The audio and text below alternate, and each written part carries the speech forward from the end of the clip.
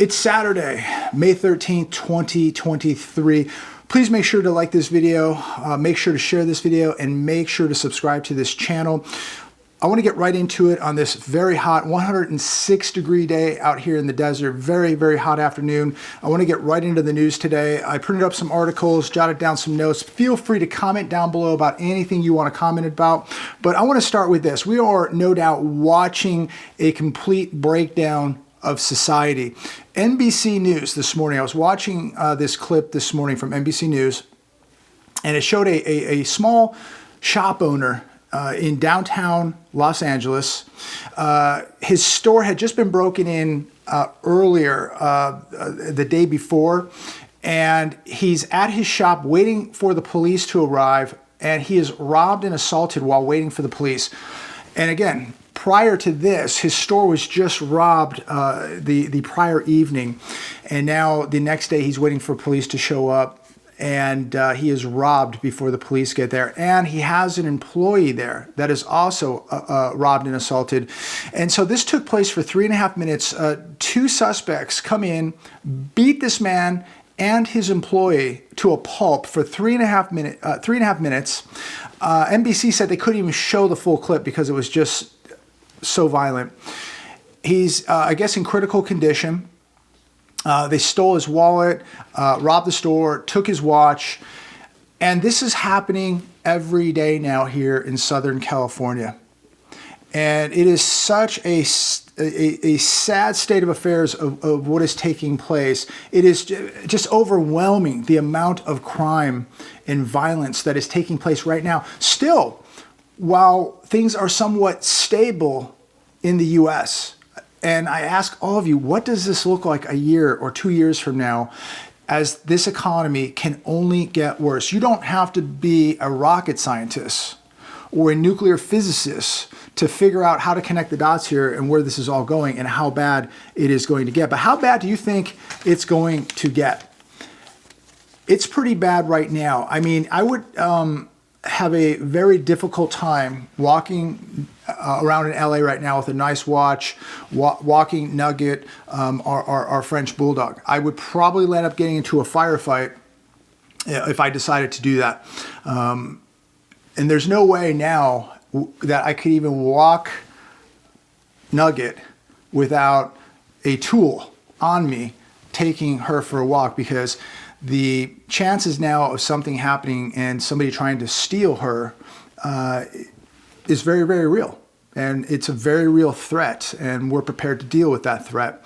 Here's another one. And this is just how bad it's getting. What people will do to take your watch, take your dog, break into your store, take everything you've worked for, everything you worked hard for.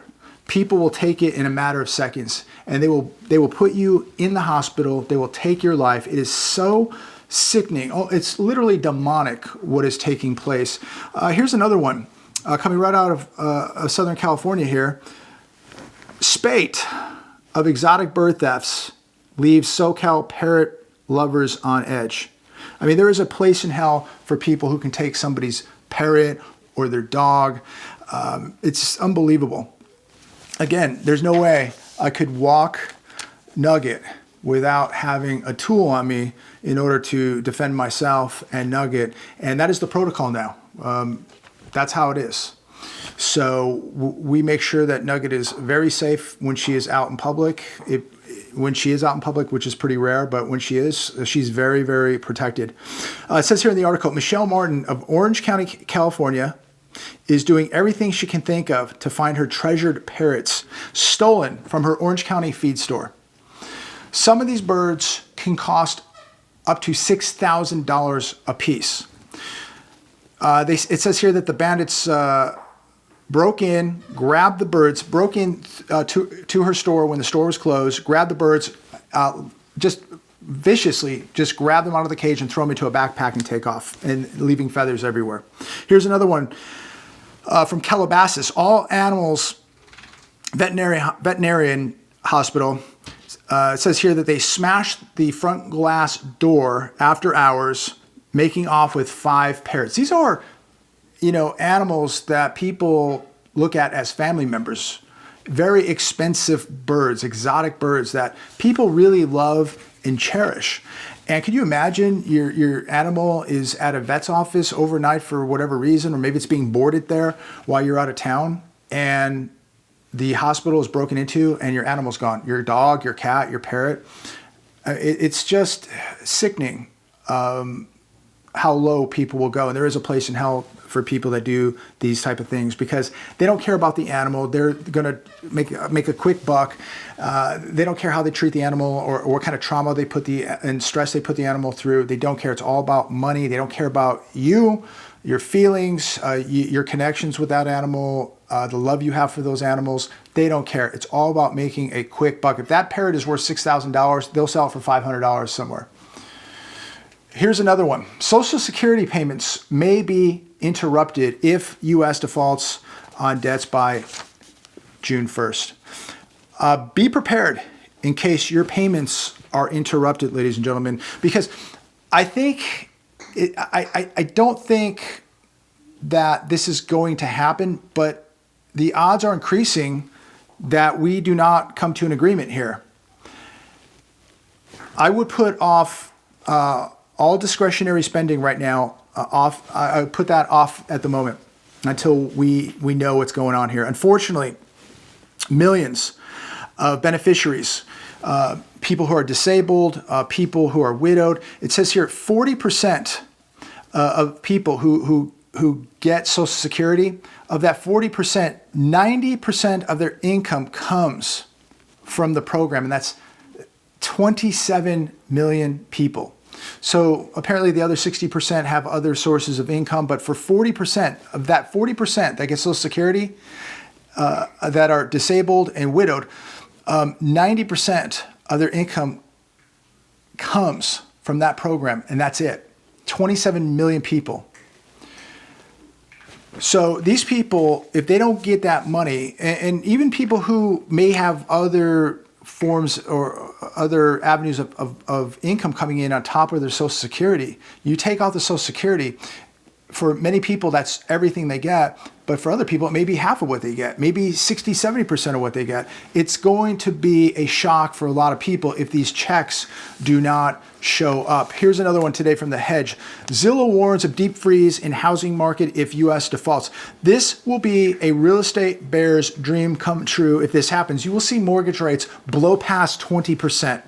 Without a doubt. You will see a 30-year mortgage going for over 20% if the U.S. defaults, without a doubt. And this is becoming real. Again, I think that there's more of a chance that it gets resolved, but every day that goes by, it is becoming more and more real, and there is a bigger and bigger chance that the U.S. does default. And just because we haven't defaulted in the past doesn't mean that we can't default in the future. The probability remains very low, but it's not impossible. If Congress fails to pass legislation raising the statutory debt ceiling, the Treasury will not be able to meet its obligations as of June 1st without raising debt in excess of the ceiling. This would unleash economic turmoil and collapse the housing market. Mortgage rates would absolutely skyrocket. This would absolutely probably cause the worst housing crisis in the history of America. You would see mortgage rates at an all-time high, and you would see absolute chaos in the housing market, and pretty much anything else that requires a loan. It would be incredible. Imagine if you had to borrow money to buy a car, a truck, a house. What's going to happen to mortgage rates on credit cards?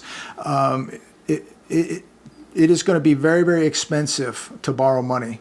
Very expensive. And so you would see a liquidity crisis unlike one we have ever seen in our history. Things would shut down literally overnight. This would put so much pressure on small businesses, medium, large businesses.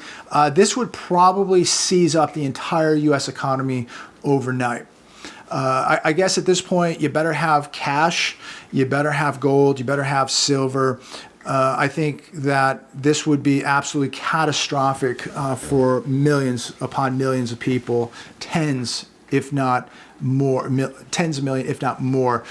You probably think a majority of this country their lives would be turned upside down. And of course, this would create massive opportunities for people who have cash, who have money, who can get liquid very quickly. If you have gold, you're going to get liquid very, very quickly.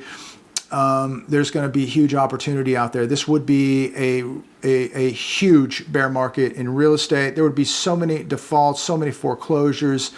The mortgage industry would be absolutely destroyed if it hasn't already been destroyed by now. Here's another one from the hedge. New York, San Francisco office buildings are absolute ghost towns.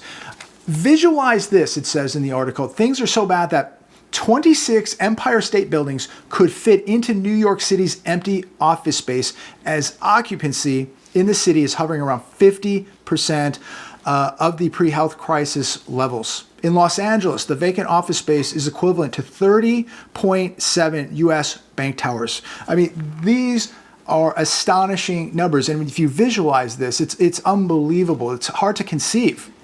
San Francisco, 31.1% of office space is available. There is 18.4 million square feet of available office space.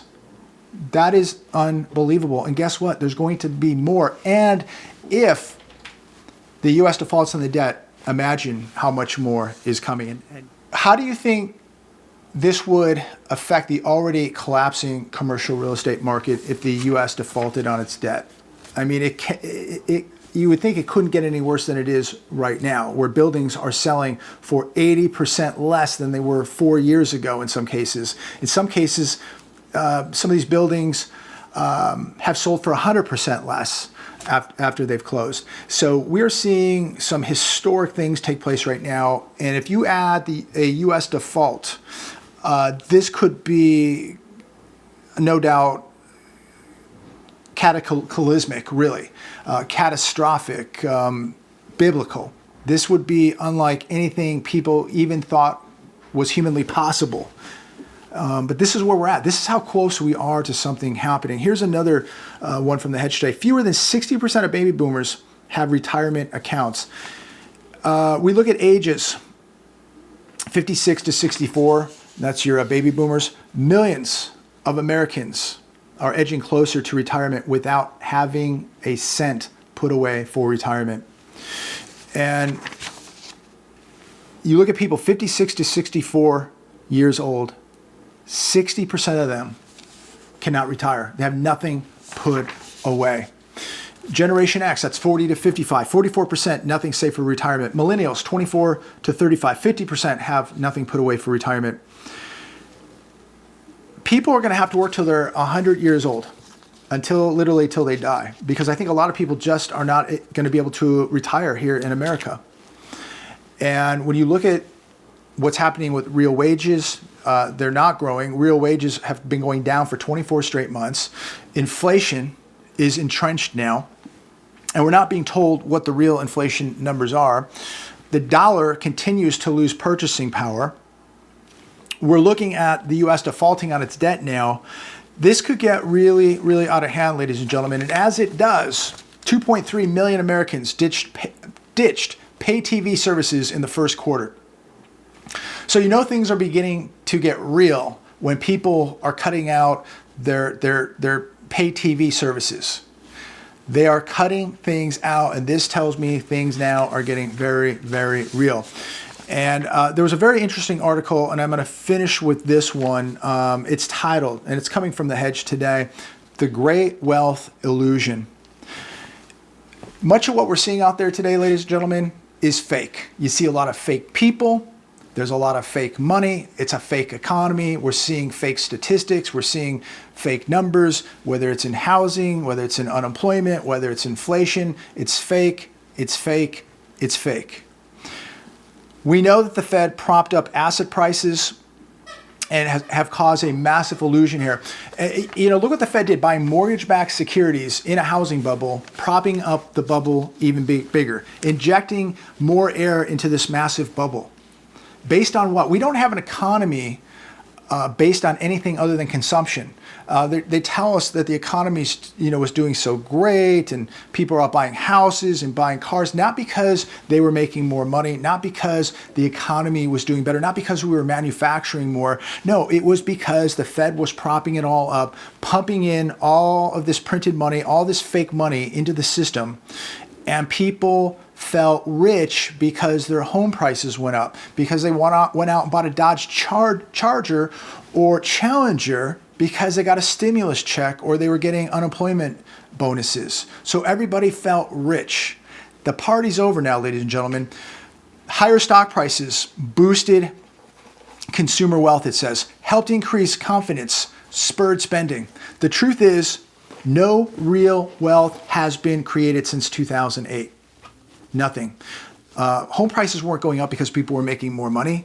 The job market was doing better, or again, the manufacturing was increasing. No, it went up because the Fed was buying mortgage-backed securities. And then we were hit with all the FOMO, all this FOMO. And people just had to buy a house today because of fear of missing out. Not because they were doing better. Many people weren't even working, not even paying rent. They were going out and buying cars. So now people are coming to the realization that the Fed's not going to come save them. Now they're coming to the realization that they may lose their houses. Many have already lost their cars. They're going to lose their credit. They're going to lose their retirement because they're living off retirements. They're living off credit cards. The savings accounts, the checking accounts have been wiped out. And we're going to continue to see more things breaking apart in the U.S. economy. People have no savings, no retirement, no assets. What they do have is a lot of debt. And that is not what you want to save you in a Great Depression or an economic collapse. Debt is going to be your worst enemy. And people could not control themselves. They wanted to keep up with the Joneses. They wanted to keep going on social media, taking pictures of the big steak they're having at Morton's or at Mastro's or at Ruth Chris. They're showing us their $25 cocktails, the weekend vacations in Vegas, the new leased BMW, the new house that they bought with 3% down, with a 2.85% mortgage. But unfortunately now, one of them have lost their jobs, and now you have one person in the household working, and they can't even make the car payment, let alone the mortgage payment. So a lot of people felt wealthy for a little while, and a lot of people wanted to be big shots. And now we're going to see who's real. We're going to see what happens to the big shots. We're going to see who's ready and prepared to deal with a collapse. We're going to see who is going to prosper during the collapse. We're going to see who has real money now during the collapse. We're going to see who's been walking the walk and who hasn't. Get ready, ladies and gentlemen. It's a beautiful, hot Saturday afternoon. It's a good weekend to add to preparations. Be very, very careful out there. I watch a lot of videos every day, and, I hear a lot of the same things, and it's always the economy, this. Jamie Dimon said that, this billionaire said that, and it's like, okay, that's great. But you better really begin to worry about the societal breakdown that is happening right now, and it is going to accelerate, and it's going to get very, very dangerous. And so to me, it doesn't really matter about, if this bank closes or that bank closes, or if this commercial building, sells for half off or 80 off. I mean, we need to know about that stuff. But you have got to protect yourself right now. And you've got to protect your assets, and you've got to protect your family, because nobody else is going to. There's nobody coming. Just like this gentleman in Los Angeles, waiting for the police from a crime that took place in the previous day, waiting for the police, gets assaulted and beaten and put in critical condition while he's waiting for the police. You are going to have to be your own security detail. You're going to have to be able to take care of yourself. You cannot rely on anybody but yourself. And if you have kids, if you have family members, everybody better sit down and have this talk, because the reality is you just never know what could happen. Who's watching you today? Who could kick your door in? What they would do to you? What they would take? You don't want to land up in the hospital. You certainly don't want to see your kids hurt. And they need to be aware of the dangers, and they all need to be preparing too. You know, we can all talk, but unless you're actually out there getting in better shape, you're out there on the mats in jiu-jitsu, you're out there training, you're working on your tactics, you're getting stronger, you're getting more proficient, you're getting in a mental mindset. This is what you have to be doing right now. This is a lifestyle. This is walking the walk. To sit here and just say, oh, I would do this, I would do that, and not actually taking the time and preparing and being proactive, you could quite easily be a victim, a statistic. Don't let this happen to you. I bet this gentleman in LA thought this would never happen to him. How many thousands and thousands and thousands of people never thought that they would be carjacked, they would have a home invasion, that they would be working at their store waiting for the police, and then a violent assault would take place, walking to your car and being assaulted. You better learn how to deal with force right now, ladies and gentlemen. You better learn how to deal with bad people, because nothing is going to stop what is coming. We are past the point of no return, and I don't want to see anybody out there become a victim or another statistic. Good people need to wake up, and they need to get prepared mentally, physically, spiritually, and financially. Have a great weekend.